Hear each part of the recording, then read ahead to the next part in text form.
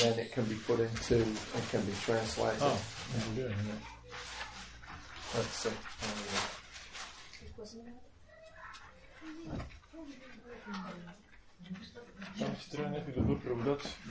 The men should come forward and then the ladies.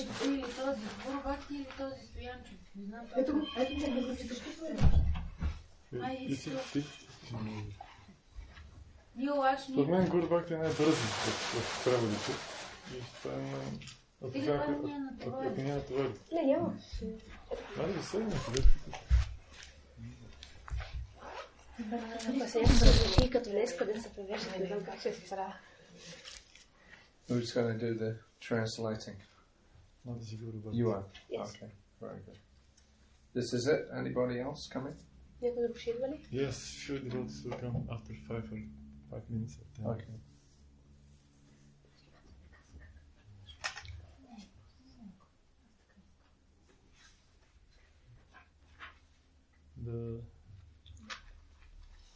I just wanted to humbly ask you to speak about this book distribution, like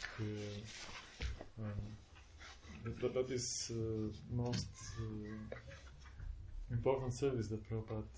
Well, why don't you wait until everybody comes? To wait. Yeah, let everybody else. If I start speaking now, then they'll miss it. Some devotee will Pandra Prabhu will take that. No, that's all right. But if there's other people, let them come.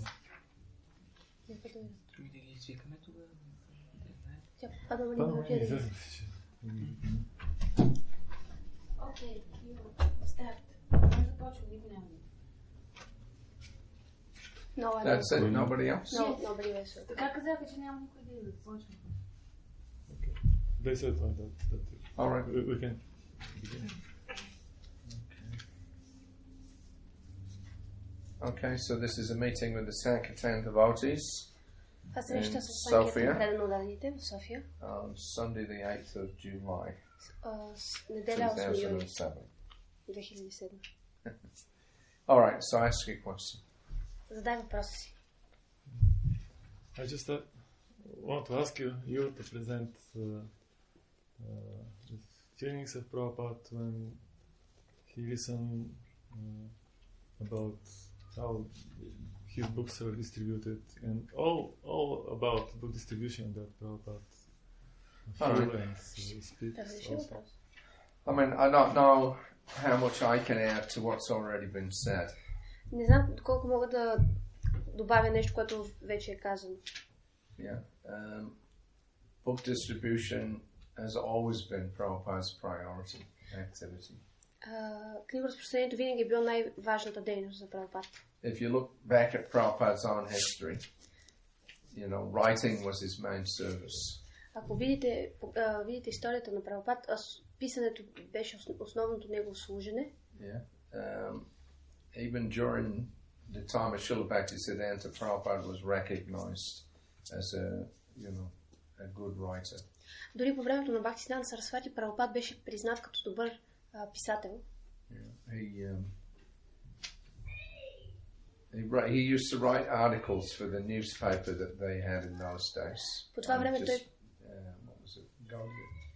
The Gaudiya Patrika, I think it was. По това време той пишеше статии в тогавашното списание Гаудия Патрика. Prabhupada, Srila Bhaktisiddhanta Saraswati Prabhupada, he told the editors that whatever, Abhay Charan writes, you publish. И Бхактисиданта Сарасвати беше казал на издателите, каквото и да напише Абхай Чаран, публикувайте го. And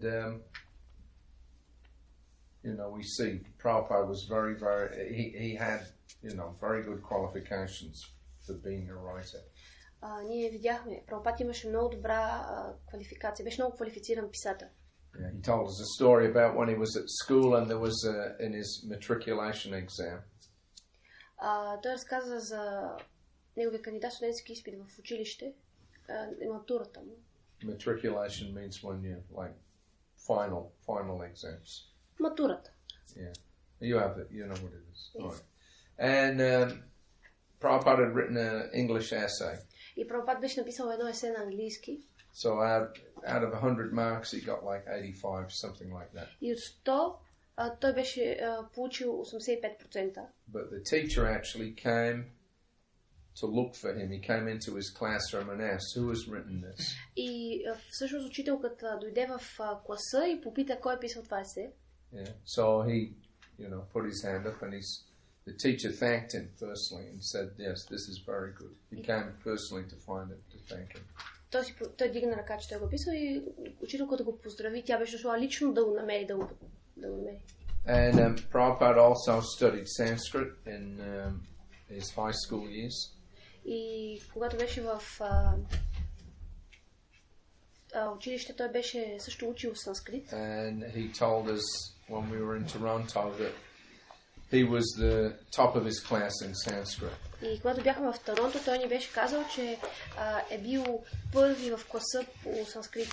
Yeah, so writing's not something that Prabhupada came to suddenly. Писането не беше нещо, което Прабхупад беше започнал да прави изневиделица. It's something that he was doing, throughout his life. Това беше нещо, което той правеше през целия си живот. And of course, 1944 was his first attempt to do any, real preaching on his own. И през 44-та беше неговия първи опит да извърши някакво проповядване сам. And that was with the publication of Back to Godhead. Тогава той издаде Back to Godhead. So that was Prabhupada's first attempt at an actual publication. Up until that point, he'd just been writing small essays and things for publication in the other Gaudiya journals and things. Допреди това той беше опитвал да прави просто малки есета, които се публикуваха в различните вестници на Гаудия, но тогава беше всъщност първият му опит да направи нещо по-сериозно. And he continued to write different articles for the newspapers of his god brothers. И той продължи да пише малки статии за вестниците на неговите духовни братя. But he was particularly trying to push his back to Godhead.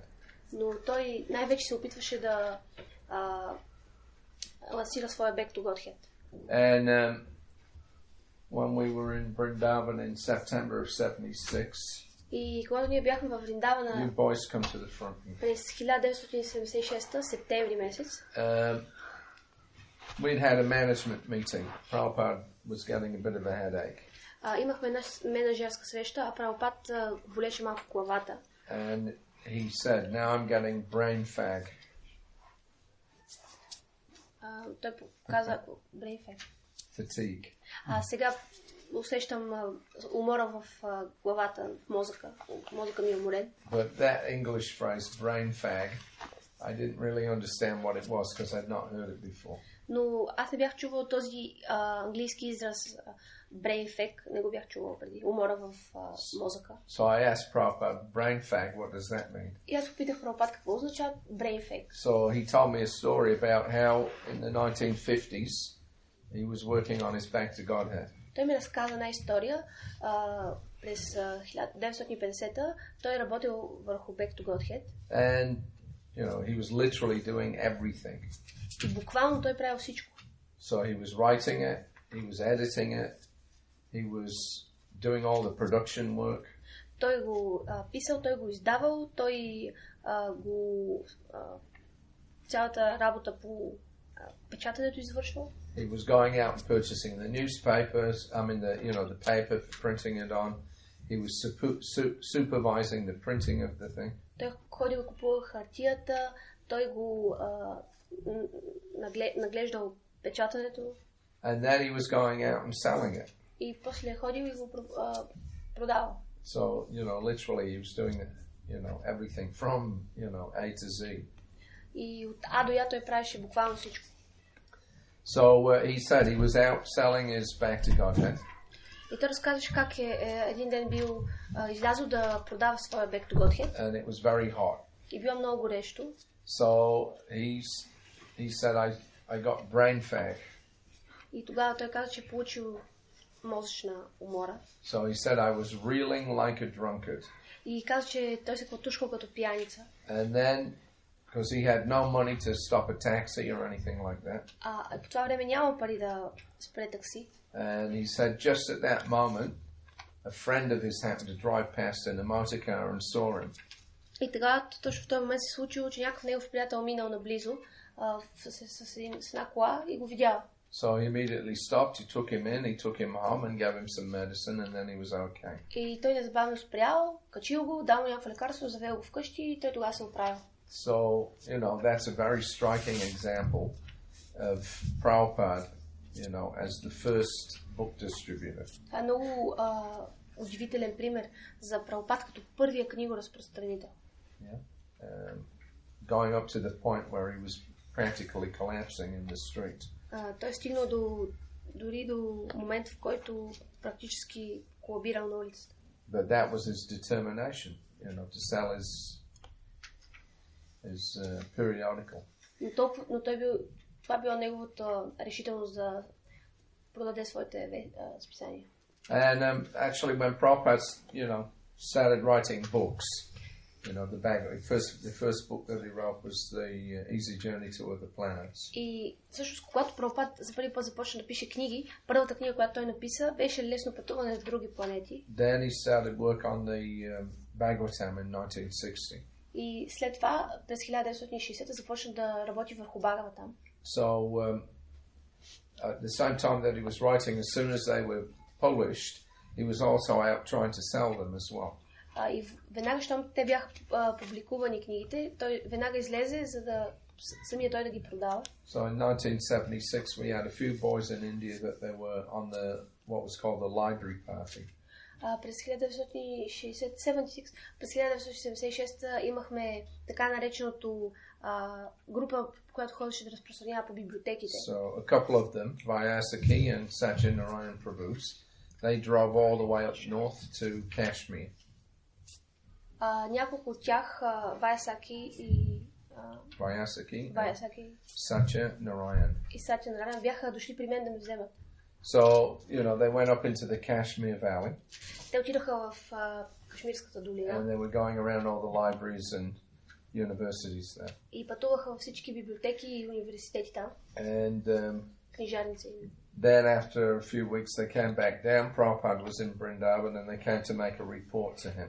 И след няколко седмици те слязаха долу, минаха през Вриндавана, за да направят отчет на Прабхупад. So they told Prabhupada, we've just come from Kashmir. И казаха на Прабхупад, ние точно идваме от Кашмир. Yeah, well, we've been selling you books. Където продавахме книги. Prabhupada said, oh yes, he said, I was also in Kashmir. Той каза, о да, аз също бях в Кашмир. And then they told him, they said, yes, we know that. И те казаха, да, ние знаем. And Prabhupada asked, how did you know? А Прабхупад попита, откъде знаете? And then they told him that they'd found one small library. And the man there, when they approached him, they showed him Prabhupada's books. He said, I already have those. Те казаха, че отишли в една малка библиотека и когато се обърнали към собственика и предложили книгите, те казали, собственика казал, аз вече имам тези книги. And he showed them, he had Prabhupada's original set of Bhagavatams there. И той им показал оригиналния комплект Бхагаватам на And he Прабхупад. said, Swami came himself and sold them to me. И той каза, Свами лично дойде и ми ги продаде. So, you know, Prabhupada was active. He was out. He wasn't just writing, but he was out selling them as well. He was really, you know, working hard. Прабхупад беше много активен. Той не просто пишеше книгите, а лично излизаше и ги продаваше. And when Prabhupada came to America in '65, because he stayed the first month at Butler in Pennsylvania. През 65-та, когато дойде Шрила Прабхупад, той първия месец изкара в Бътлър, Пенсилвания. And then during the course of that month he met one professor from one of the universities in Pennsylvania. И през това време той беше срещнал един професор, който беше от един от университетите в Пенсилвания. And so he had been invited, you know, to go and visit that professor and give a talk. Той беше поканен да се срещне с този професор и да разговаря с него. So when he went there, because he had his books with him, and he was going to sell a set of his books to the university. И когато той отиде там, той си беше взел един комплект от своите книги, защото имаше намерение да ги продаде на университета. But they already had them. те вече ги бяха имали. Те вече ги имаха тези книги. Yeah. So what had happened was that in Delhi, I think there was some American library agent or something. Това, което се случи беше, в Дели имаше един американски агент, който продаваше по библиотеките. So they had purchased 17 sets of Prabhupada's books. Те бяха закупили 17 комплекта от всички книги на Прабхупада в Индия. And then they shipped them off to America and sold them to, various universities and things. И след това ги разпратиха в Америка и ги продадаха в различни университети. So Prabhupada's books actually got to America before he did. И фактически книгите на Прабхупада стигнаха в Америка преди той да отиде там. So, we can see from Prabhupada's activities, his own activities. Of course, when he went to America, he took 200 sets of books with him. Ние може да видим дейностите на Прабхупад. Разбира се, той когато отиде в Америка, той беше взел 200 комплекта книги заедно със себе си. And that was how he was supporting himself. И това беше начинът, по който той се издържаше тогава. He left after a month in Butler, then he went to New York, and he was alone. He had no friends, he had no money. След като беше седял един месец в Бътлър, той отиде в Ню Йорк. И той беше сам, нямаше приятели, нямаше пари. And he just survived by going around and selling sets of his books to the different bookstores. Той оцеляваше, като ходеше в различните книжарници и продаваше книги. And sometimes, he would, you boys come up the front. Come up the front. Why don't you sit here, manager, and then let them come and sit down here. Just let me sit there. Prabhupada would go around to Paragon bookstore, Doubleday bookstore, and sell them sets of his books. И Прабхупад ходеше в тези книжарници и продаваше комплекти от своите книги. And he would cook samosas and he would give that to the owners of the bookstores. That way they become very favorable and then they buy his books. Той правеше самоси, даваше ги на собствениците на магазините и те по този начин ставаха много благоразположени към него и купуваха книги. So Prabhupada told me several times, he said, I was never a beggar for money. Прабхупад няколко пъти ми беше казал, аз никога не съм просил пари. But I was selling my books and in that way then I was earning my money. Аз просто продавах моите книги и по този начин печелих пари. So, the whole foundation of the Krishna consciousness movement was on the basis of books, actually. Движението за Кришна съзнание фактически се основаваше на книгите. Except, of course, in the early days, apart from the original Bhagavatams, then Prabhupada didn't have the resources to, immediately print all the material that he'd prepared. В ранните дни, освен оригиналния Шримад Бхагаватам, Прабхупад нямаше средства да печата други книги. So they were negotiating. He had his manuscript for the Bhagavad Gita. Той вече беше написал Бхагават Гита и те преговаряха. And he had Brahmananda negotiate with Macmillan Company to get that published. Брахмананда преговаряше с компанията Макмилан да публикуват книгата. And one of the first things that he engaged his new followers in was producing the Back to Godhead. И едно от първите неща, в които той ангажира своите първи последователи, беше да издадат Back to Godhead. Because in 1960, when Prabhupada started work on the Bhagavatam, then he stopped all his other writing so that he could work exclusively on that. През 1960 той беше спрял всички други свои дейности по писане, за да може да свърши Шримад Бхагаватам. So you see that there was no more Back to Godheads after 1960. Виждаме, че няма повече Back to Godhead след 1960. But as soon as he got a little something going in New York in 66, he immediately started to engage his disciples in producing Back to Godhead again. И той през 66-та, в момента, в който вече имаше нещо започнато, той незабавно ангажира своите ученици да отново да почнат да... Because he had all his young men there and he had to figure out how to engage them. И той, понеже той имаше много млади ученици там, които искаше да намери начин да ангажира. And quite a few of them were university students. И някои от тях бяха студенти в университета. Ahigriva was a professor already. Хари вече беше професор. Kirtananda and Umapati and so many others, they were all studying, at the university. Киртананда и Умапатите и някои други, те бяха всичките студенти в университета. So Prabhupada immediately said, all right, now back to Godhead is your responsibility. И тогава незабавно Прабхупад прехвърли отговорността на Back to Godhead. And of course, if you produce a magazine, then you have to do, you have to sell it. Естествено, ако издадеш едно списание, разбира се, трябва да го и продадеш. And of course, that was how they were going to expand the Krishna consciousness movement. They were doing public chanting in Tompkins Square Park. И това беше начинът, по който те щяха да разширят, да увеличат движението. Те пееха на Tompkins Square Park, Хари ни правиха. But they needed something to let people know what the chanting was all about. Но имаха нужда от нещо, което да уведоми, да обясни на хората какво представлява това възпяване. So that was back to Godhead. Това беше Back to Godhead. So Prabhupada engaged Gargamuni in taking responsibility to sell it.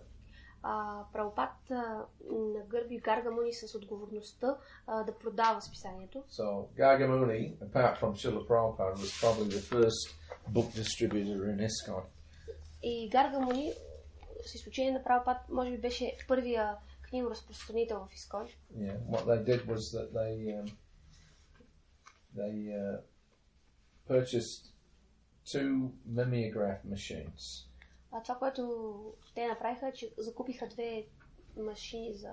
Mimeograph, just use the word. Мимеографски машини. Mimeograph machine was a hand printer. Мимеографска машина беше ръчен принтер. Yeah, it was something which you could... you made up a template on a piece of paper. Special kind of paper. Някакъв специален лист хартия взимаш и правиш някакъв... Yeah, and then you put that on a drum, revolving drum. И после го слагаш на някакъв барабан, който се върти. And you put some ink in one end, and you слагаш line it round on, by hand. Мастил в единия край и ръчно почваш да го въртиш. And the blank paper goes through, and the template runs over the top of it and prints it out. Бялата хартия влиза и след това излиза напечатана хартия. So it was like a very simple copying machine. Това беше много проста копирна машина. But copying, yeah? Did you say copying? Копирна машина. But it was all, hand cranked. Но всичко беше ръчно. And you could get maybe about 100 or 150, decent copies from the one template. И от едно матрица може да изкараш 100-150 добри копия. Then it would be finished, so then you'd have to retype the whole thing again if you wanted to make more copies. И после свърши това и след това отново трябва да напечаташ, ако искаш още да направиш още копия. So they couldn't afford, things like copying machine in those days. По това време те не можеха да си позволят неща като... So the first Back to Godhead was produced on these mimeograph machines by hand. И първия Back to Godhead беше създаден с тези мимеографски машини ръчно. Yeah, and then, they used the basement of 22nd Avenue to do all the collating. И те използваха мазето на второ авеню номер 26, за да събират всичките печатни материали. All the pages out, and then they would staple them, and then Gargamuni would go out with a barrow, with like 100 copies or something, and then they'd sell them all around Greenwich Village. Те ги печатаха, след това Гаргамуни взимаш един голям куп, около 100 копия и излизаше да ги разпространя. So, that was how Prabhupada started the movement. Това беше начинът, по който Прабхупад започна движението. Yeah, without propaganda, without having some means to tell people what you're about, and how are you going to attract people? Без да има пропаганда, без да намериш начин да казваш на хората какво правиш, тогава как можеш да ги привлечеш? Yeah, of course, by 70-71, then Prabhupada had a number of books in production. През 70 или 71 Прабхупад имаше значителен брой книги, които се издаваха вече. He wasn't really very satisfied with having Macmillan have the rights to the publication of his Bhagavad Gita. Той не беше вече удовлетворен от компанията Махмила, която имаше правата да публикува Бхагават Гитата му. And so he knew, either they're not going to take up the Bhagavatam, or he didn't want to give them the Bhagavatam to produce. Той знаеше вече, че или те ще трябва да вземат Бхагаватама, или той... Или те не искат да го вземат, или те не искат да го вземат. Или те не искат да го вземат, или той не иска да го вземе. So he started his own press. И той тогава започна своя собствена преса. So the second canto was produced chapter by chapter. И втора песен беше издавана глава по глава. As a series of small softbound books. Като серия от малки книги с меки корици. And that was done on a proper printing press, but it was all owned and run by the devotees. Това беше направено на хубава машина за издаване на книги, но беше правено само от предано дадени. Then the ISKCON press became the BBT. И след това пресата на ISKCON, печатницата на ISKCON стана BBT. Of course, ISKCON by that time, 71-72, had grown tremendously. По това време, 71-72, ISKCON беше нараснал значително. And there was something, by end of 71, there was probably about 60 temples. И към края на 71 вероятно имаше 60 храма. Yeah. So that meant then, the availability of manpower and money was much bigger. И по това време човешката сила и парите бяха вече нараснали. And so Prabhupada started printing, using big presses. И Прабхупад започна да печата, като използваше вече големи печатници. And the BBT, or ISKCON Press BBT, that became like a production unit rather than a printing unit. И тогава ISKCON BBT печатницата стана по-скоро за печатане, отколкото за издаване. Като издателство по-скоро, отколкото обратното. Като издателство, отколкото нещо друго. Печатница. Като печатница. So anyway, by, like 72, we started getting, some real hardbound books. И към 72 вече се издаваха истински книги с твърди корици. By that time we also, we had Nectar of Devotion, we had the Krishna book trilogy, paperbound. По това време вече имахме Нектара на предаността, имахме Кришна бук в 3 тома. And Prabhupada started printing big quantities, 20,000, 50,000. Прабхупад започна да печата по-големи количества, 20,000, 30,000. So having gotten all those books printed, then there was a lot of pressure out there to sell them. И след като тези книги вече бяха печатани, имаше много голямо натиск на това те да се разпространяват. So up until 72, the main Sankirtan activity was actually chanting on the street. До 72 година всъщност основната дейност беше да се пее на улиците, да се възпя светите имена. But then as all these books started getting produced, но след като тези книги вече бяха издадени, Prabhupada started telling the devotees that he wanted, the books to be sold. Прабхупад започна да казва на преданите, че иска тези книги да бъдат продадени.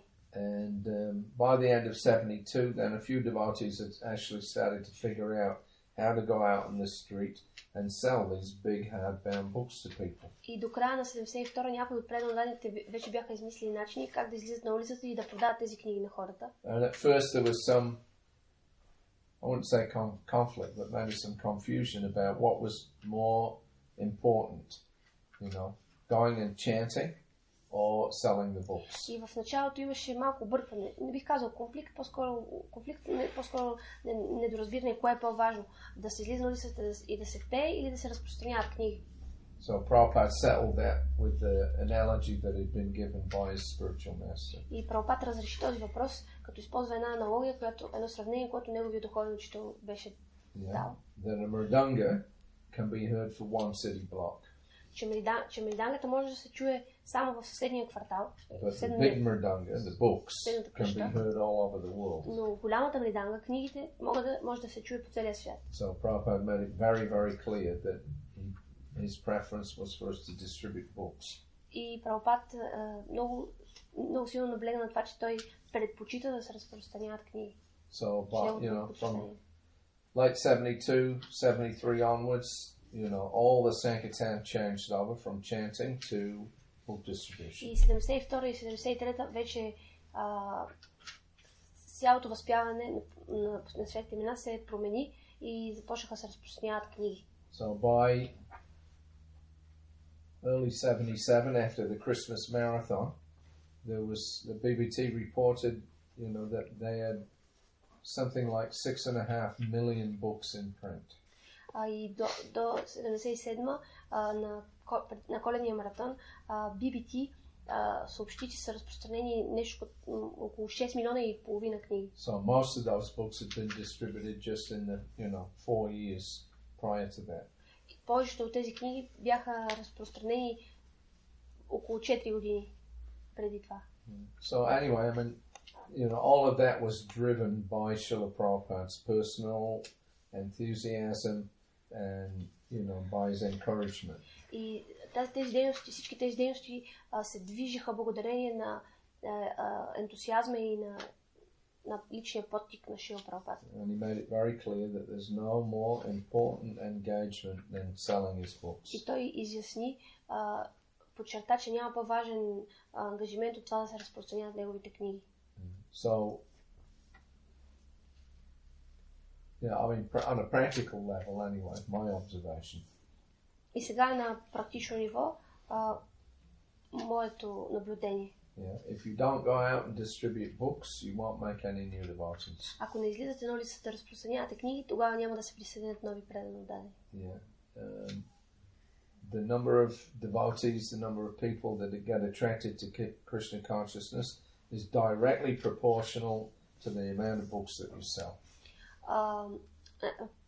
Броя на хората, които се привличат към Кришна съзнание, е право пропорционален на книгите, които се продават. If you don't get the word out, nobody knows who you are, nobody knows what you're about, and therefore nobody will be interested. Ако не излезеш вън, никой няма да разбере кои сте, какво правите и поради тази причина никой няма да бъде привлечен. So Prabhupada's program was to flood as many books out as possible. Планът на Прабхупад беше да залее света с възможно най-много книги.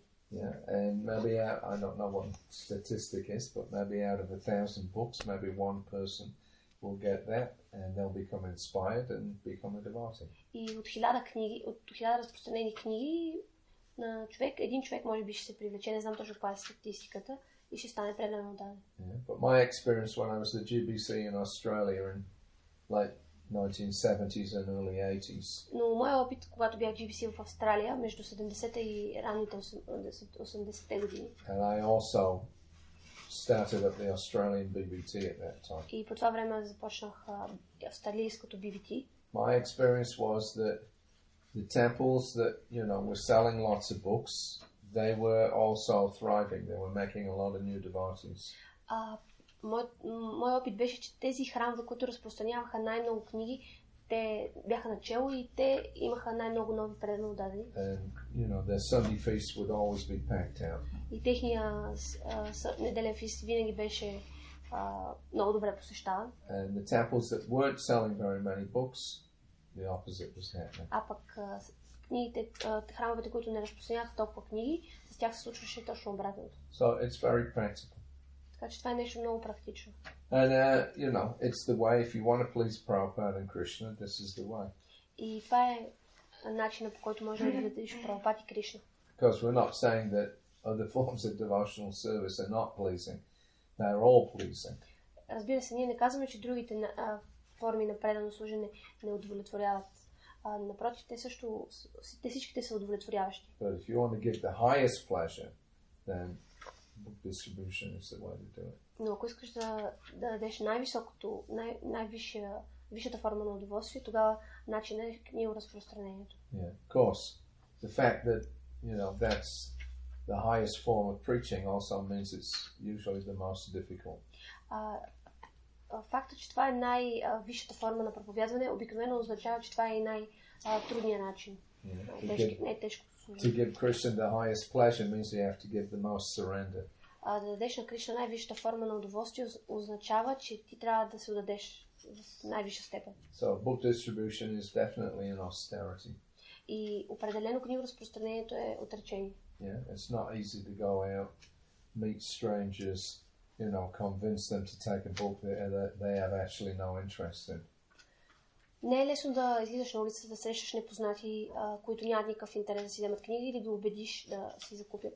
Yeah, it requires a lot of control of the mind and senses to just go out there and sell books every day. Изисква се много голям контрол над ума и сетивата да излизаш всеки ден на улицата и да разпространяваш книги. But if you can do it, you make a very rapid advancement. Но ако ти можеш да го направиш, тогава напредваш много бързо. Because that's actually what pleases Prabhupada and Krishna the most. Защото в действителност това е нещо, което най-много удовлетворява Прабхупада и Кришна.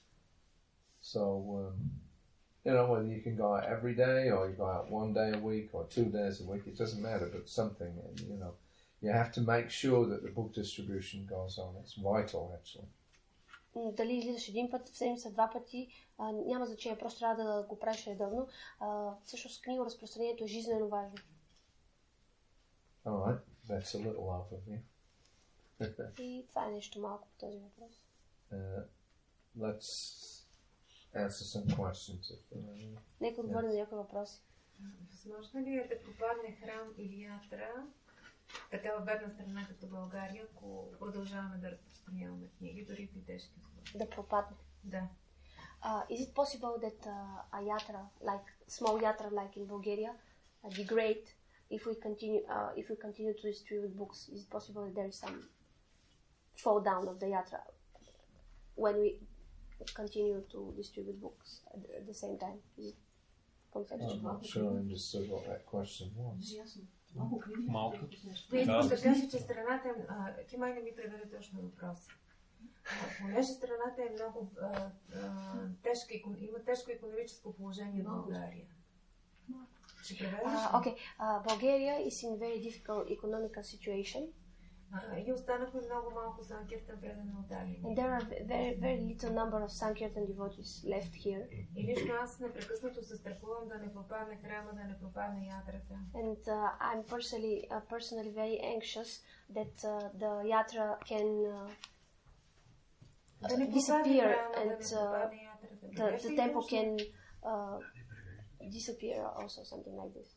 И непрекъснато се моля на Кришна това да не се случи, но ние наистина сме много малко и резултатите не са високи. And all the time I pray to Krishna that this doesn't happen, but we are very few and our numbers are not so high. И наистина Кришна винаги изпраща някой да готви, някой да обожава муртите. Но това е много така движение, вдъхновено. Krishna always sends someone to cook and to worship the deities, but this is always very like spontaneously unregulated. There's no regulation. There's never regulation.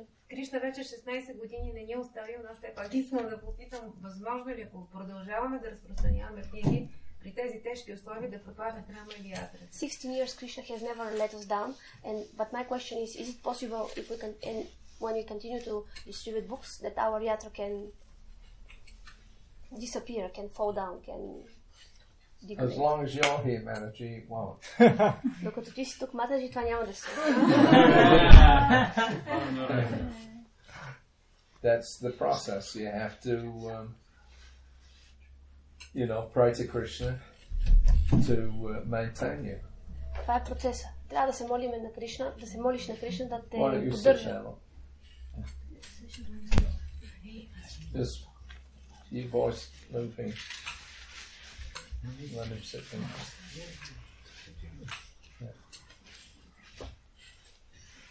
No, it's not going to disappear. Не, няма да изчезне, да пропадне. But it requires, it does require determination and enthusiasm on part of the devotees to make sure everything goes on nicely. Но от страна на предано отдадените се изисква ентусиазъм и решителност, за да бъдат сигурни, че всичко върви добре. It's not that because Krishna's in control of everything that we can just sit back and eat and sleep and let Krishna do everything. Не е така, че понеже Кришна контролира всичко, ние просто може да се отпуснем, да ядем и да спим и whatever да разчитаме на Кришна. Whatever arrangements that Krishna is making for us. Каквито и аранжименти да прави Кришна, той ги прави за нас. But if we don't want it, that's then why should he make the arrangements? Но ако ние не ги искаме, тогава защо той да прави ангажименти? So we have to demonstrate to Krishna our eagerness to serve him. Ние трябва да покажем на Кришна нашето желание да му служим. So preaching is our main activity. И проповядването е нашата основна дейност. That's Yarideka Tarikaha Krishna Rupadesh. Krishna Rupadesh is, the books. Това е Кришна Упадеш, това са книгите. That means going out, tell everybody about Krishna.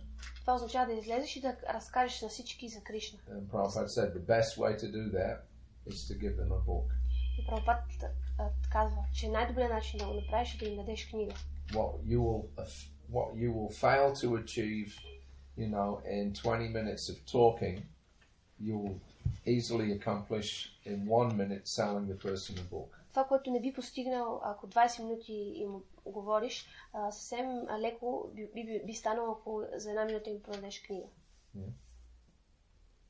So, it's nice to talk about Krishna, but it's much more effective to just convince a person that they need this book. Много е приятно да се говори за Кришна, но много по-ефективен начин е да убедиш човека, че той действително се нуждае от тази книга. And they'll take the book home, they can read it.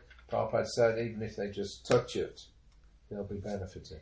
Тогава те могат да вземат книгата вкъщи да я прочитат, а Прабхупад казва, че дори само да я докоснат, те получават благо. If they just see a book, they'll be benefited. Дори просто да я видят, те ще бъдат благословени. If they take it home and just put it on the bookshelf, it's in their house, they'll be benefited. Ако просто я купят и я сложат на полицата за книга вкъщи, те също ще получат благо. And what to speak if they open it up and they start to read it. А какво да говориме, ако я отворят и започнат да четат? So these books are not ordinary books, they're transcendental, they're Krishna himself. Затова тези книги не са обикновени книги, те са трансцендентални, те са самия Кришна. I remember a story once from Melbourne. There was a guy he started coming around to our centre in Mulwillumbah in Queensland. Една история спомням, имаше един човек, който започна да идва в нашия храм в Mulwillumbah, Queensland. Yeah. So he said 8 or 9 years previously he'd been living in Melbourne.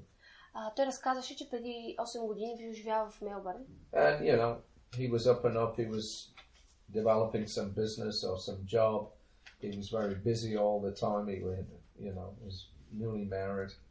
Той тък му се бил женил, той бил през цялото време заед, имал някакъв бизнес. And every day in the city where he worked, he used to see the devotees. И всеки ден, там където работил в този град, той виждал предано на дадените. So he always used to avoid them. И винаги се опитва да ги избегне. Yeah, but one day somehow or another he ran into one. He couldn't avoid it. Но по някакъв начин един ден, когато излязъл, той се срещал с един, който не можал да избегне. So, just to get rid of him, he bought a book. И просто да се освободи, да го разкара, той ще взява една книга. Yeah, he had no intention of reading it.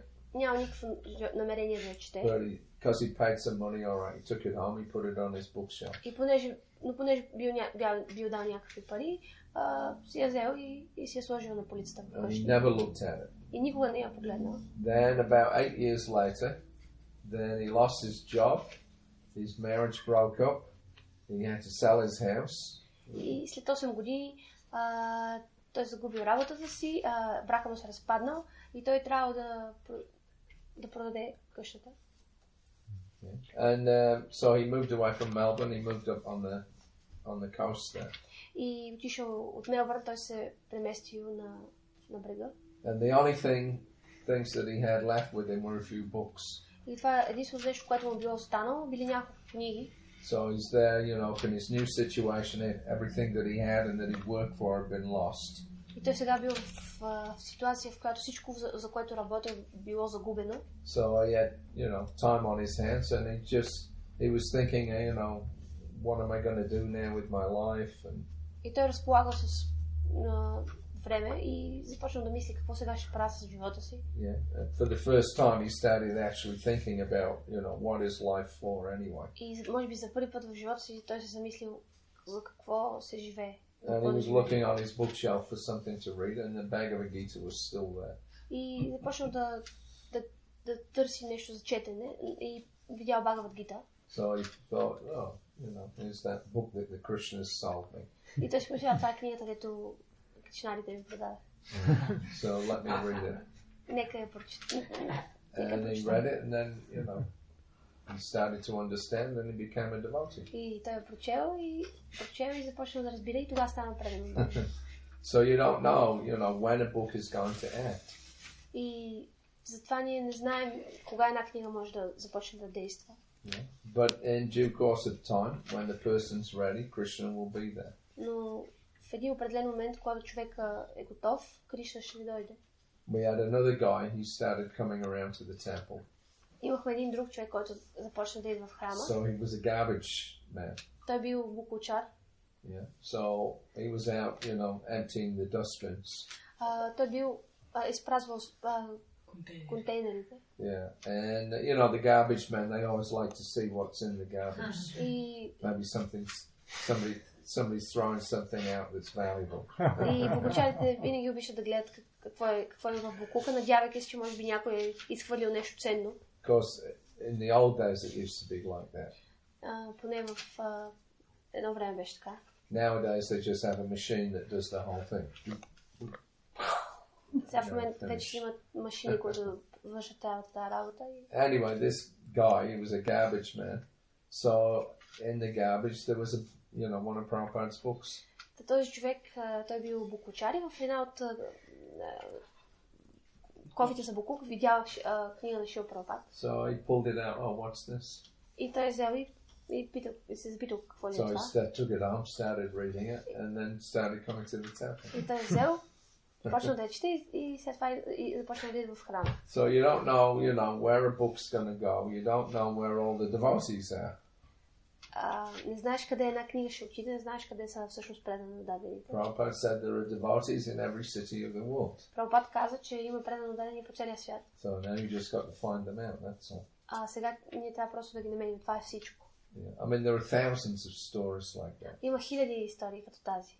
So it's just a question that you have to go out and sell as many books as you can to as many people as you can. Просто трябва да излезем навън и да продадем възможно най-много книги на възможно най-много хора. And don't worry about the result. И да не се притесняваме за резултата. In 1974, this was before I became Prabhupada's servant. He was visiting Melbourne. През 1974-та, това беше преди да стана личен слуга на Прабхупад, той беше дошъл в Мелбърн.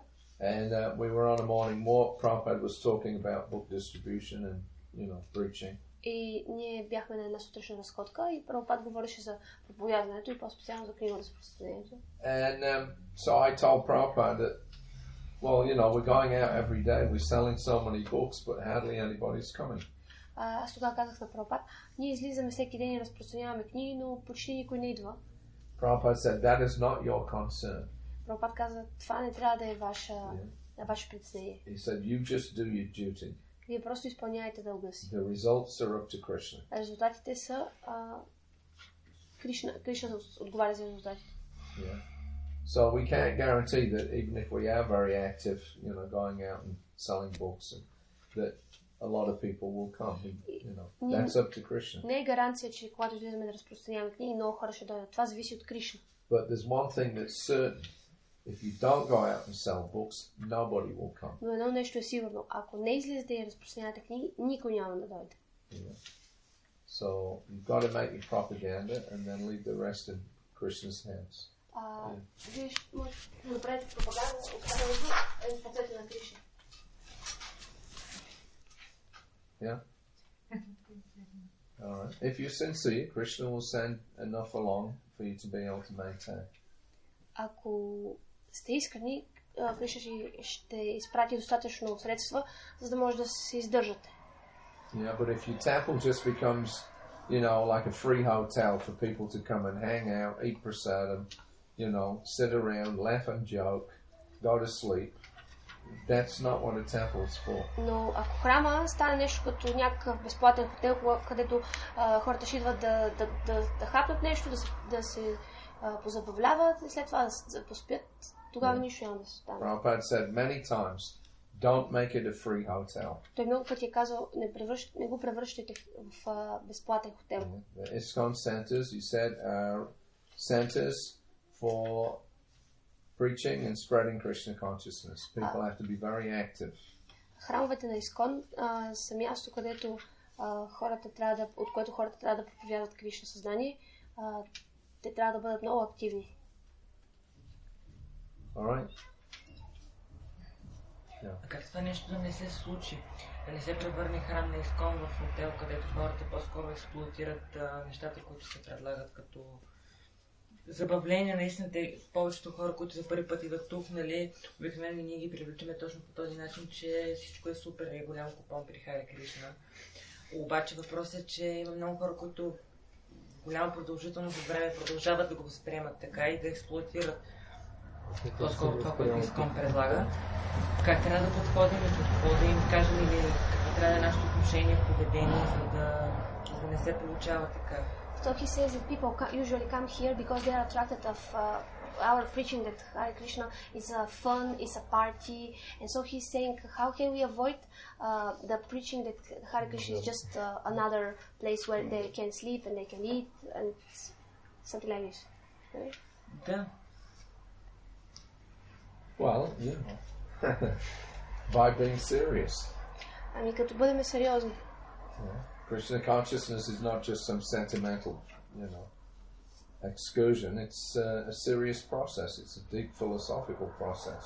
Кришна знание не е просто поредната сентиментална If you read the books, then you'll know the philosophy. Ако четете книгите, тогава ще знаете и философията. And then when you speak to people, you can convey the real business of human life. И когато проповядвате на хората, вие може да представите истинския смисъл на човешкия живот. And they'll become serious themselves. И самите те ще станат сериозни. If people are not becoming serious, it's because then you don't know how to preach. That's all. Ако хората не стават сериозни, това е поради това, че ние не знаем как да проповядваме. Но, значи обикновено има притеснение, поне в моя страна, не знам как е пред другите, примерно да не ги отблъснем, ако сме прекалено хеви, нали, в начина си на проповядване и на това, че е сериозно нещо и може да бъде и е по-скоро начин на живот, това отколкото просто поредното учение, философия или някакво забавление, което ние им предлагаме моментно. But my concern is that if we are too serious and heavy, they can be repulsed, not attracted. Neophytes cannot preach. Неофитите не могат да проповядват. If you want to be able to preach, you have to be a little expert. Ако искаш да знаеш да проповядаш, трябва да си малко експертен. If your so-called preaching turns people off and drives them away, that's not preaching. Ако твоето така наречено проповядване отблъска хората, това не е проповядване. You have to know how to engage a person's mind and intellect properly. Трябва да знаеш как да ангажираш ума и интелигентността на хората по правилен начин. Yeah. So if you're too heavy-handed, then okay, people will go away, but that's your problem. You have to resolve it. Но ако ти си твърде хеви в проповядването си, това е твой проблем, ти трябва да го разрешиш, ако това отблъска хората. Which just emphasizes more the need then to just give Prabhupada's books. Което потвърждава отново необходимостта да се да се разпространяват книгите на Шрила Прабхупада. What you're talking may not do in 20 minutes, the book will achieve immediately. Това, което твоето 20-минутно проповядване няма да постигне, книгата може да постигне за 1 минута само. Незабавно. И другия ми въпрос е точно с това свързан, че обикновено в голямото ми желание проповядването да бъде успешно. Знам, че книгата много ще помогне. Аз нямам опит в продажбата на книги и обикновено ги подарявам. Как да процедирам, какъв съвет би ми дал, за да мога да вземам пари на хората, защото аз наистина не си спомням път, в който да съм взел пари за книга, която давам. Обикновено просто ги купувам. Това е голямото ми желание хората да получат тази книга, но знам, че това не е и начина и не е правилно. So due to his strong desire that people take the books, he usually never sell them the books. He always gives them as a present. So his question is how to overcome this. How he never recalls a situation that he sold the book. He always gives them for free. How can he tactfully ask the people for some donation? What's the reason why you give the books away?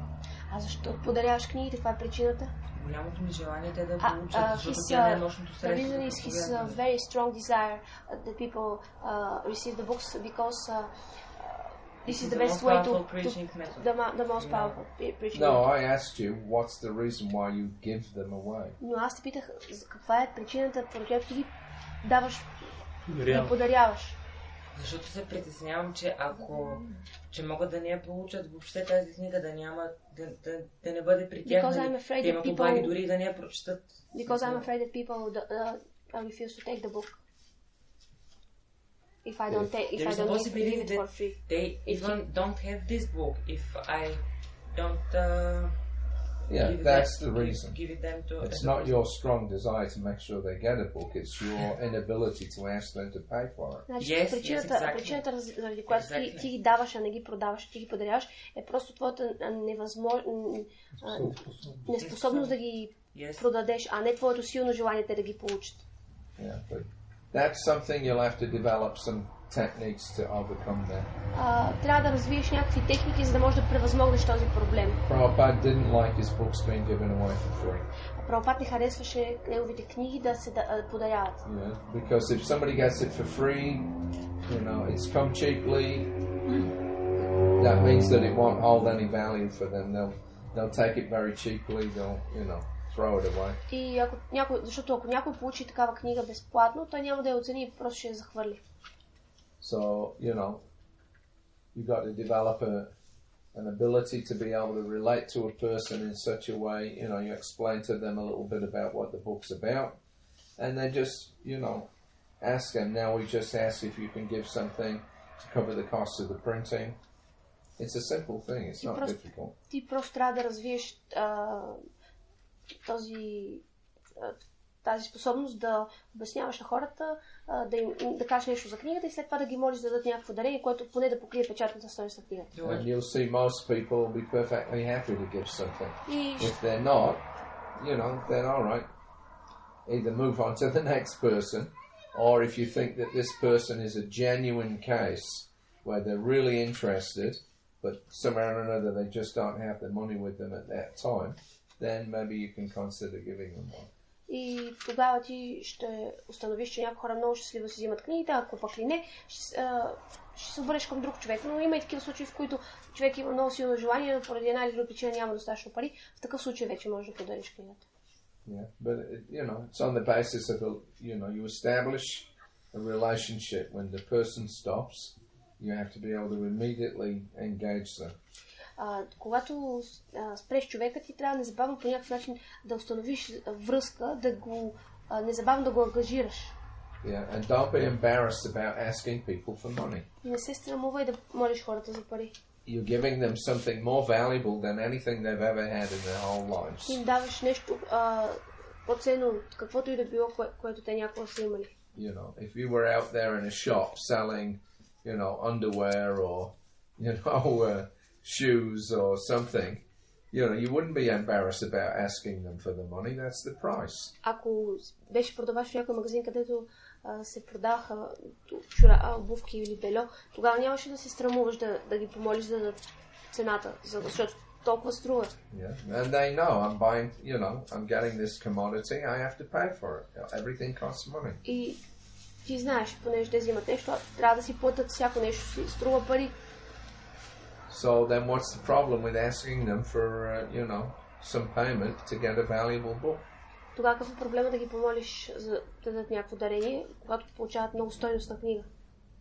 And then plus, there's an added benefit for them that they're giving some money, to Krishna. А освен всичко друго, получават и благословията, че дават пари на Кришна, за Кришна. So it's just, you have to, if you have a problem with that, then stick with one of the distributors that doesn't have a problem and get trained up by them how to speak nicely, how to approach the person nicely, and how to convince them. Можеш да излизаш заедно с някой по-опитен книгоразпространител, който няма този проблем и който знае как хубаво да говори и как да убеждава хората по хубав начин. Yeah, I mean it's natural. You may feel some reluctance. Това е естествено да имаш някакво нежелание да го правиш. Yeah. Most of us are not what I would say a born salesman. Повечето от нас не бих казал, че сме родени търговци. But a little bit of training, anybody can sell. Но с малко обучение всеки може да продава. Yeah. So if you have a really sincere desire, you'll learn. Ако имаш истинско желание, тогава ще успееш. Yeah. So you have to get trained up by some of the other experienced book distributors. Така че трябва да бъдеш обучен от някои от по-опитните книгоразпространители. But if you're convinced this book is very valuable and you want to engage that person in doing a little service for Krishna, you know, that exchange is very easy to accomplish. Но ако си убеден, че тази книга е много ценна и че тя би била помогнала на този човек, тогава това много лесно може да постигнеш това, да продадеш книга. Alright. Narada Muni, Prabhu. Бхагаватгита Кришна казва, че който ме разбере, ще се върне при Кришна ще се върне. In Bhagavad Gita it is said that the one who understands my nature will go back to Godhead.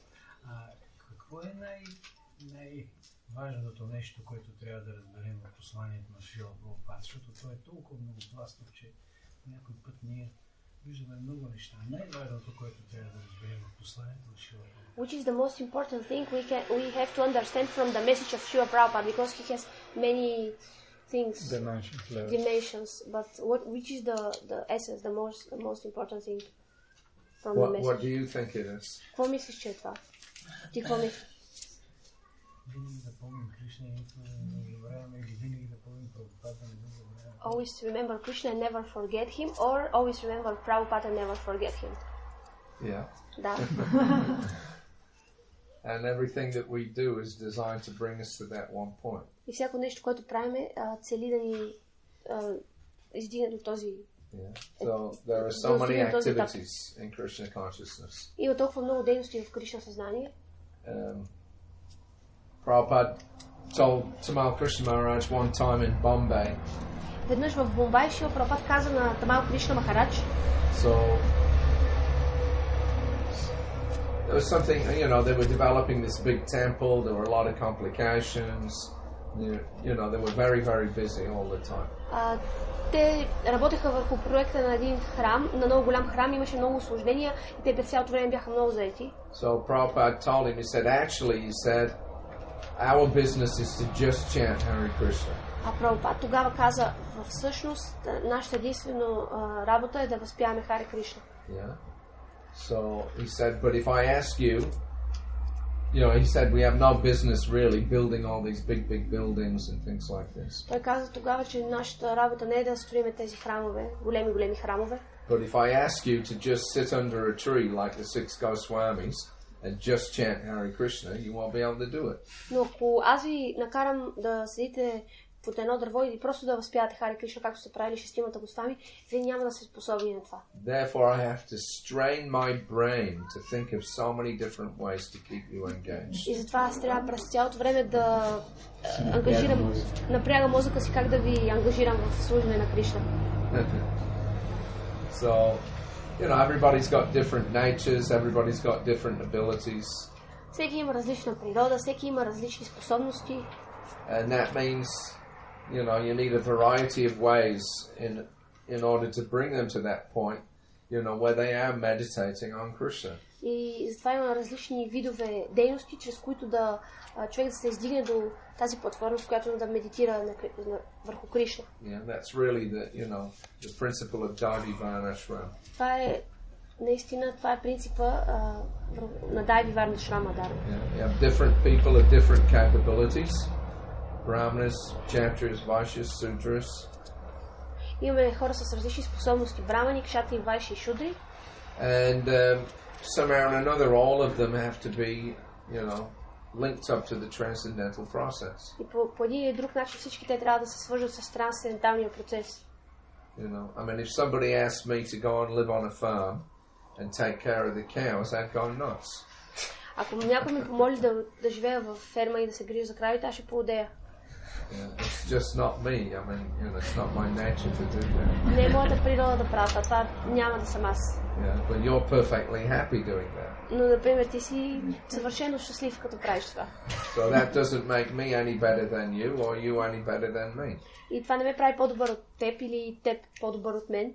Yeah. If I do what I want to do for Krishna, and you do what you want to do for Krishna, then the quality is the same.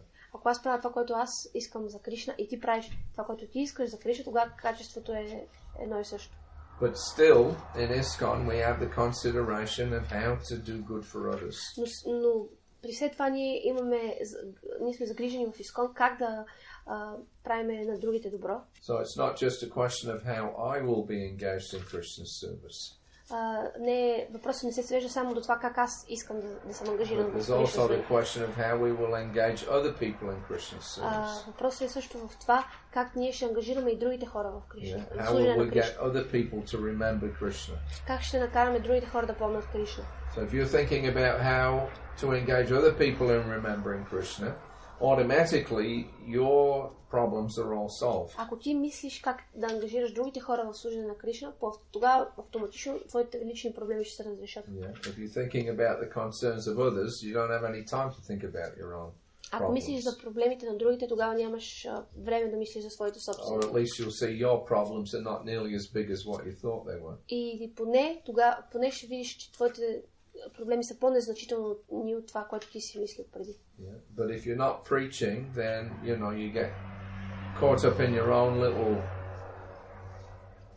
relationships and your own little interactivities and your own little problems, and then all those problems blow up and become, exaggerated. Но ако ти не проповядваш, ти тогава ще се завъртиш в своя собствен свят, в свои собствени проблеми и своите собствени взаимоотношения, и в един момент тези неща просто ще те обземат изцяло и ще... So that's another good way, to keep everybody happy is to just have everybody go out and preach. И това е един от лесните начини всички да са щастливи, просто когато излизат да проповядват. Is that all right? Аз имам много скромен принос в разпространението и обикновено съм мислила, че нямам възможност от професията да ходя по улиците и да разпространявам, и затова разпространявам сред познати хора, но имам много познати, широк кръг познати. И моят метод е такъв да се опитвам да им давам цял комплект книги. Много години го правя. И обикновено народопсихологията в България така, българите не обичат да четат и останаха малко млади хора, станахме възрастните, циганите и лекарите и учителите. И аз се насочвам към свещениците, лекарите и учителите и им предлагам цял комплект за някой празник, при някоя наша среща, когато имат нужда от мене. Обикновено постъпвам така, давам го, те винаги казват, че нямат пари. Пари от мен, аз казвам, добре, вземи и искам да разгледаш тези книги, след това ще ми ги върнеш. И ги оставям за известно време, но веднага след това при втората среща нося прасавам, винаги правя така. И тогава вече изведнъж ми дават всички пари, дори малко повече. Това го казвам заради него, че до сега не съм се отделила от този модел и това ми помага да участвам някак в книгоразпространението, но дали е правилно. Искам да кажа, че доста от тези свещеници, на които съм подарила целите комплекти книги, съм имала възможност да чуя 3 от тях, които ползват в проповедите си пасажи от коментарите на Шрила Прабхупада към Шрила Бхагаватам. И аз лично така бях доволна, но дали е правилно това, не съм коментирала с тях това. So she's a doctor and she has this approach of selling books. She usually goes to people, friends. She has a very she knows many people. She goes to the person and she gives them sets of books. And usually in Bulgaria, people are not very keen on reading, so usually only the young people don't read so much. But she gives books, and when they see so many books, so they say, "Oh, I don't have enough money." So she said, "No, just take them, and then next time we will discuss. You can see them." And so people take them, and then next time, the second time when she meets them, she gives them prasadam, and so somehow or other they are always happy, and they always give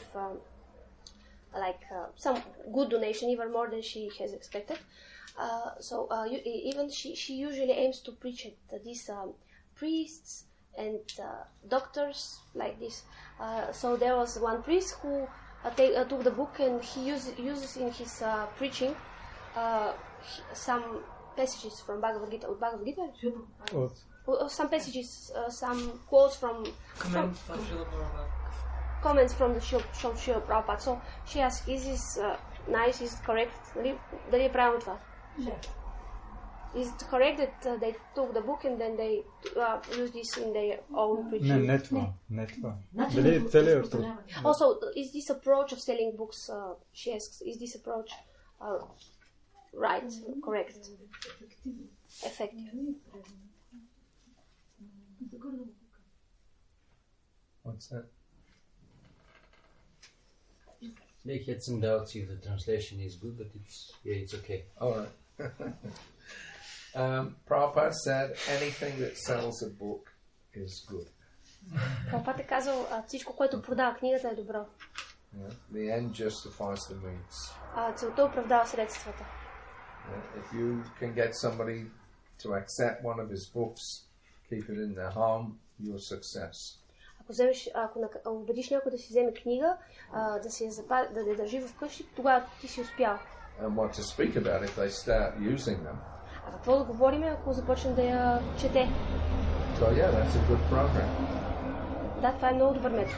Prabhupada actually wanted the devotees to develop a program to sell full sets of his books to every house.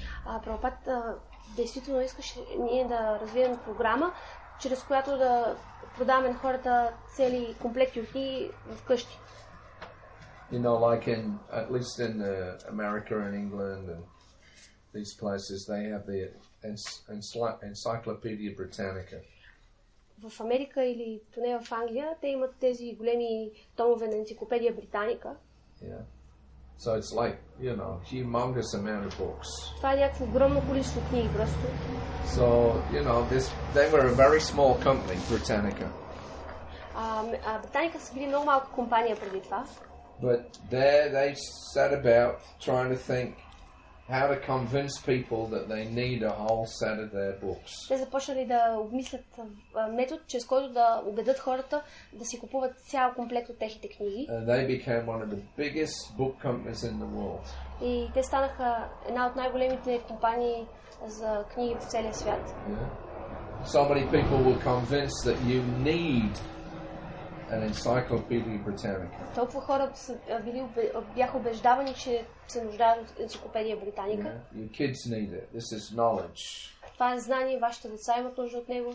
So they developed this whole technique to start convincing people that they must have a set.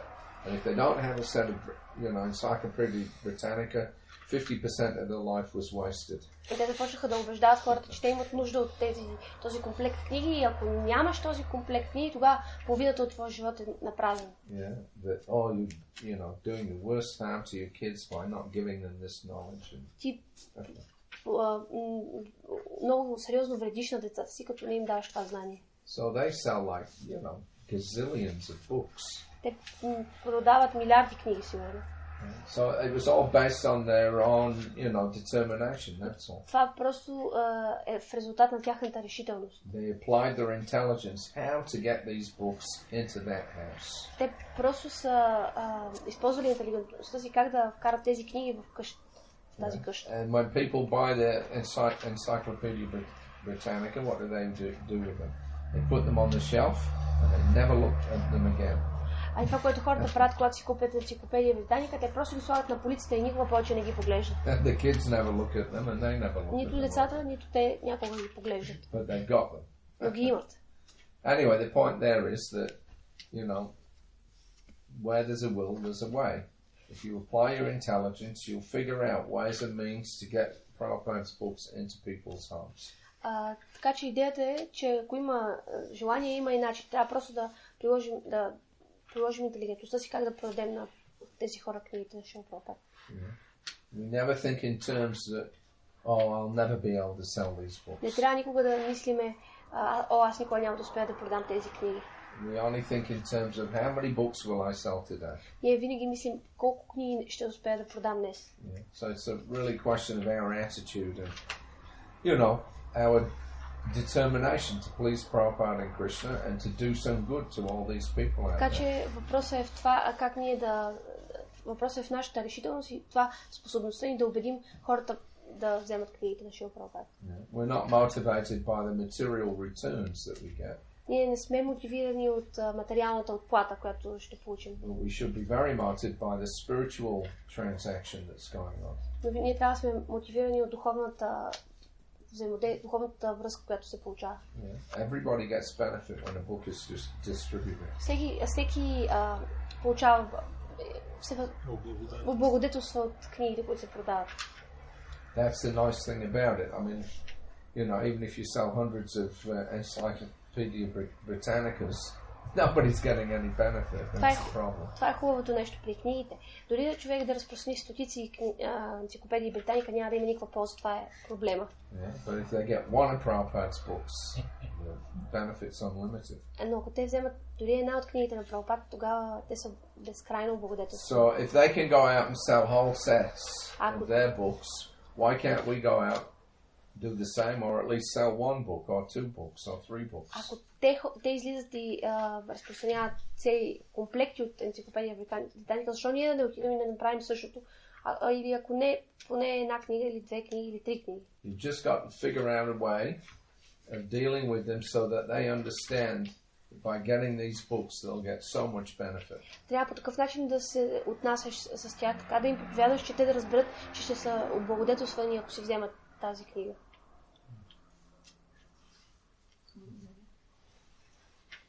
Any other questions? Yes, please. Аз имам два въпроса. Един от тях е в ежемесечните рапорти до Шрила Прабхупада се казва, че в момента са разпространени близо 500 милиона книги от книгите на Шрила Прабхупада.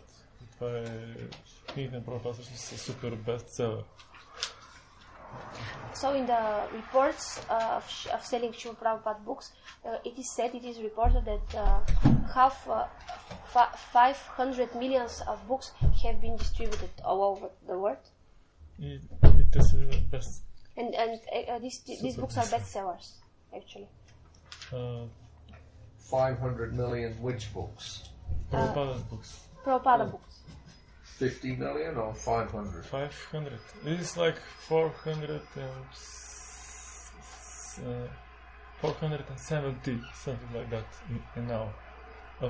From the beginning of from 65, it is said from 1965 till and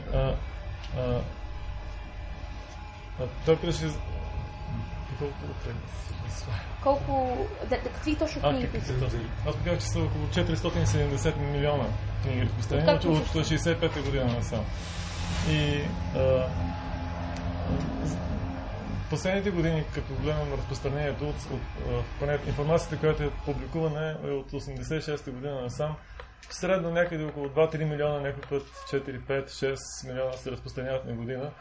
Това, което научих, че до 77 година е рапортувано, че са разпространени около 7 милиона. И това ме кара да се замисли всъщност за един период от 77 година до 86 са разпространени близо 40 милиона, 400 милиона книги. Аз това иска да попитам дали това означава всъщност на година над 50 милиона книги разпространени. Това е огромна сума. Аз не искам да попитам просто дали знае нещо повече за този период и как всъщност тази литература е разпространена. So he counts that from 70 to 80s there are 400 millions of books, which means like 50 millions book per year, and after that only 7 or 8 millions a year are distributed, even less. So he's asking how. From the period of 1977 till 1986, it appears that 400 million books are distributed like that, and this means a lot of books every year. I really doubt that that's 400 million. Yeah, I think it's 40 million. Аз много се съмнявам, че става въпрос за 400 милиона книги. Мисля, че става въпрос за 40 милиона по-скоро. Generally speaking, we sell several million books a year. По принцип разпространяваме около няколко милиона книги на година. Yeah, it couldn't possibly be 400 million. Това не е възможно да са 400 милиона. Maybe 40 million. Може би 40 милиона. Anyway, it's a lot. Check again the times. Както и е това става So what's the point now? If you know in this period what has happened, that some big increasing of book distribution was that 50 or 60 million books per year was distributed. We're not selling 50 million books a year, I can tell you that. We've never sold 50 million pieces of literature a year. There's never been any time when we've done that. 5 million. Anyway, what's your point in this? Apart from the figures, but are you making a point here or what? My point is, if you know something about this period, what was happened, that so much books was distributed, but if maybe that is not correct the books number. Prabhupada's, personal presence, of course, made a huge impact. Значи въпросът е точно какво се е случило така, че през този период време толкова голям брой книги са разпространени и отговорът е, че всъщност личното присъствие на Прабхупад до голям степен е допринесло за това. Освен всичко друго, повечето от преданните били много млади. Most of them were not married. Не били женени. And so, we had our whole time that we could dedicate to just selling books. И ние имахме много време, което да посветиме да разпространяваме. You see in the late 70s, early 80s, the demographics of ISKCON started to change. Виждаме как през късните 70-те и ранните 80-те демографското положение на ISKCON започна да се променя. A lot of devotees started getting married. Много от преданните започват да се задумяват. And so because they had to support their families, so they didn't have the time to go out on Sankirtan. И понеже трябваше да поддържат семействата си, те нямаха време да излизат на Санкиртан. And basically it's just been gradually decreasing, for many years. И общо взето от много години насам вече постепенно намаляват цифрите за разпространение. Plus, there's a lot of internal factors as well. Освен всичко друго има и много вътрешни фактори. With several of our biggest leaders falling down. Като например това, че няколко от най-големите лидери на ISKCON са паднали. So that's, resulted in a loss of faith in a lot of devotees. И като резултат много преданно дадени губят вяра. And, so therefore they stopped. You lose your faith, you can't go out and do something like preaching. И тогава те загубиха вяра и когато нямаш вяра, не можеш да излезеш да проповядваш. So, there's a lot of different factors. Има много различни фактори. Just, the very nature of ISKCON has changed so much. Самата същност на ISKCON се промени много. Nowadays we have more congregation than we do people living in the temple. В днешно време имаме повече конгрегация, много повече, отколкото са хората, които живеят в храмовете. But in the early days we had more people living in the temples than we did congregations. Но в ранните години имахме повече хора в храмовете, отколкото брой на конгрегацията. So, we have to expect that kind of change. ISKCON's not going to remain as it was, in 1976 or in 1968 or in 1966. Ние не можем да очакваме, че ISKCON няма да се промени от това, което е било през 66, 76 или 86.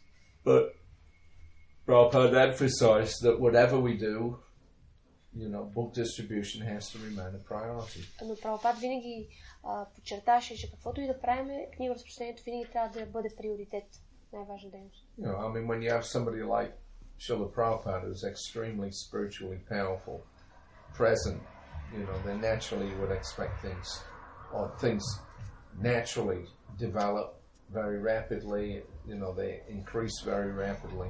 И естествено, когато има такава духовно силна личност, нещата много по естествен начин да се развиват много бързо и да нарастват много бързо. And when that person withdraws from the immediate scene, it's a historical fact anyway. It's to be expected that things will diminish. И естествено, когато такава личност изчезне от историческата сцена, нещата да намалеят, But then out of that, Prabhupada said that it's up to the sincere disciples to make sure that everything goes on.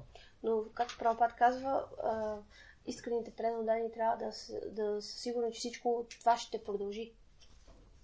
So, at least, in Prabhupada's time, it was, really emphasized, it was hammered into us that book distribution was the most important preaching activity that we could do.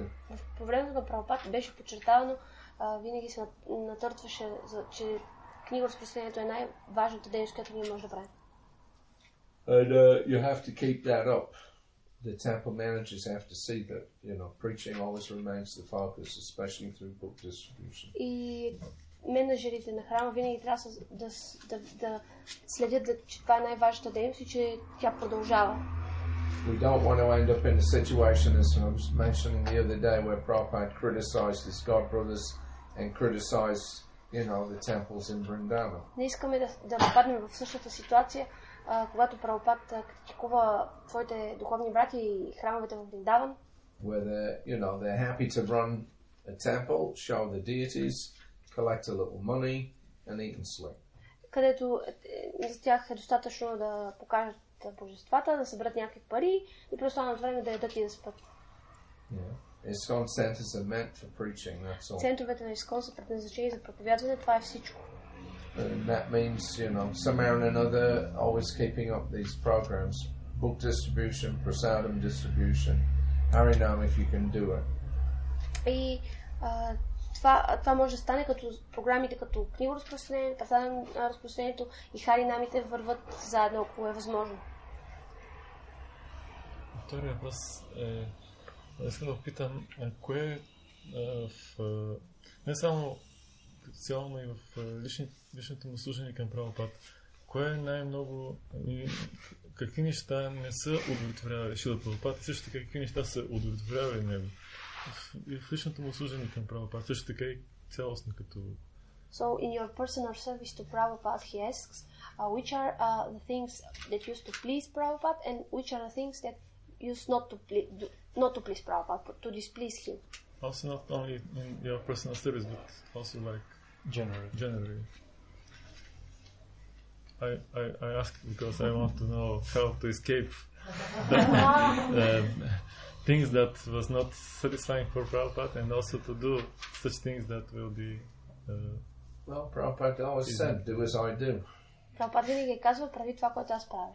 You see me preaching, so you preach. Виждате ме да проповядвам, тогава проповядвайте и вие. Somehow or another, if you're engaged in some form of preaching activity, Prabhupada will be pleased. Ако по един или друг начин сте ангажирани в някаква форма на проповядване, Прабхупад ще бъде удовлетворен. But if you want to retire away and just keep yourself to yourself and not bother to give Krishna consciousness to others, that's not so pleasing. Но ако искаш да се оттеглиш и да пазиш себе си, от това да проповядаш Кришна съзнание, това със сигурност не е удовлетворящо за Шрила Прабхупад. So, that's a very broad reply. Това е доста общ отговор. But there's a lot of varieties of stuff that you can do that will be pleasing to Prabhupada. Но има много голям набор от дейности, които можеш да правиш, ако искаш да удовлетвориш Шрила Прабхупад. But his main concern was that, as he said to Tamal Krishna Maharaj, your love for me will be shown how well you maintain this institution after I depart. Най-важното нещо, това, което беше казано на Тамал Кришна Махарадж, е вашата любов ще се проличи по това, доколко вие поддържате тази институция. So, Prabhupada spent practically his whole lifetime building up to the point where he came to the West. Прабхупад практически целият му живот беше като кулминация в това, което той направи на Запад. His creation of ISKCON, was the culmination of that whole lifetime's work. По-скоро това, че той създаде ISKCON, беше всъщност кулминация на целия негов живот. And he told us just in the last couple of weeks in Vrindavan, my only anxiety is, that you at least, even if you can't expand, at least maintain what I've given you. И няколко седмици преди той да напусне, ни беше казал в Вриндавана, че моето единствено желание е, ако не можете да разширите Искон, то поне да го запазите, такъв какъвто е. Го поддържате. So, we have, ISKCON's a big organization, there's so many deities, there's so many different activities that we do. If you're working to support that and maintain that, that's pleasing Prabhupada, no doubt. И ние сега виждаме Искон една много голяма институция, има толкова много храмове, има толкова много божества. But if you abandon the society because this difficulty's there, or that difficulty's there, or this person is like this and that person's like that, that's not pleasing. Но ако изоставяме тази институция, понеже има тази трудност или онази трудност, или този човек е такъв, а този човек е накъв, тогава това не е удовлетворящо за Шрила Прабхупада.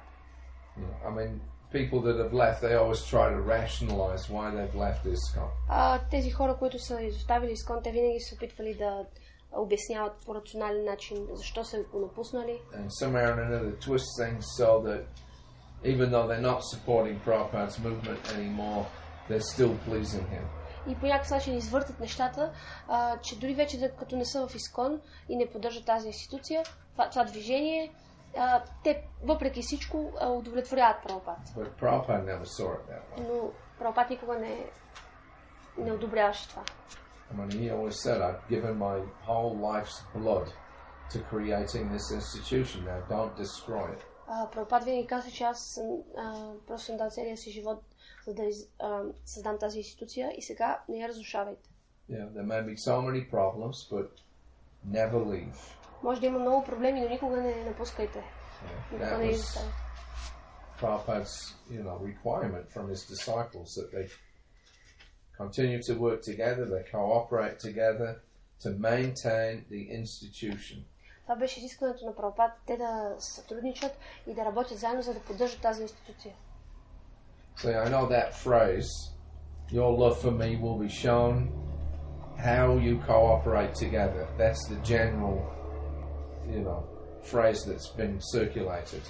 Така че това изречение, което е много известно навсякъде се цитира, е, че вашата любов ще се прояви към мен, ще се прояви в това как вие си сътрудничите. But that's not what Prabhupada said. Не, но това не е което Прабхупада каза. It was very specific how you cooperate together to maintain this institution. Това, което Прабхупада каза, беше как вие си сътрудничите, за да поддържате тази институция. Yeah. So, if you want to please Prabhupada, stay in ISKCON and do something. И ако искате да удовлетворите Прабхупада, останете в Искон и направете нещо. Yeah. Do whatever it is that you're good at doing, but do it in cooperation with everybody else in ISKCON. Правете това, в което сте добри, но го правете в Искон и като си сътрудничите. And Prabhupada will be pleased. И Прабхупада ще бъде удовлетворен. Any other questions? All right, we've had an hour and a half. I have to do my puja now. So, and then I've got another couple of hours this evening. So, if you don't mind, we'll stop at this point, and I'll see you all at 6:30. Yeah. Значи сега вече мина час и половина и ако нямате нищо против, сега ще направя пуджата. Вечерта ще се видиме. Вечерта ще се видиме в 6:30, още няколко часа. Така че. Шрила Прабхупада ки джай! Него Хари Саури Прабху ки джай!